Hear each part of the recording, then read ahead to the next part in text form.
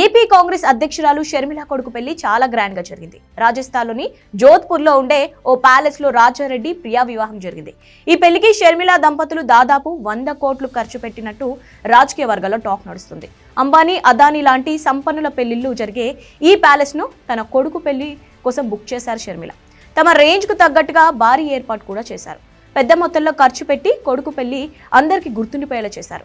స్నేహితులు, బంధుమిత్రుల మధ్య రాజారెడ్డి పెళ్లిలో కనిపించిన లవ్లీ సీన్స్ అన్ని ఇన్ని కావు. కానీ అంతా పెళ్లికి వచ్చిన జగన్ లేని లోటు పెళ్లిలో చాలా క్లియర్ గా కనిపించింది. రాజారెడ్డి సొంత మేనమామ వైఎస్ జగన్ మాత్రం రాజారెడ్డి పెళ్లికి రాలేదు. అంతా అనుకున్నట్లుగానే ఆయన పెళ్లికి దూరంగా ఉన్నారు. దీనికి కారణం షర్మిల, జగన్ మధ్య రాజకీయంగా పెరిగిన గ్యాపే కారణమని తెలుస్తోంది. రీసెంట్ గా జరిగిన రాజారెడ్డి ప్రియా ఎంగేజ్మెంట్ కు తన భార్యతో సహా వచ్చారు సీఎం జగన్. కొత్త జంటకు కాంగ్రెస్ చెప్పి షర్మిల అనిల్తో కూడా మాట్లాడారు. కానీ ఇప్పుడు కనీసం పెళ్లికి అటెండ్ కూడా అవ్వలేదు. రాజారెడ్డి ఎంగేజ్మెంట్ జరిపినప్పుడు షర్మిల కాంగ్రెస్ పార్టీలో జాయిన్ అవ్వలేదు. అవుతారని ప్రచారం జరిగినా అధికారికంగా ఆ పని చేయలేదు.